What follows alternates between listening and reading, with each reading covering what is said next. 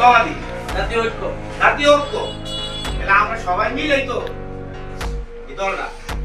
যাই হোক, আমাদের দেশনায়কের জন্য দোয়া করবেন সবাই, তার সম্মানের জন্য, এবং আমাদের ম্যাডাম অসুস্থ বেগম খালেদা জিয়া, তার মতো দেখি বাংলাদেশের ব্যক্তি আর হবে না।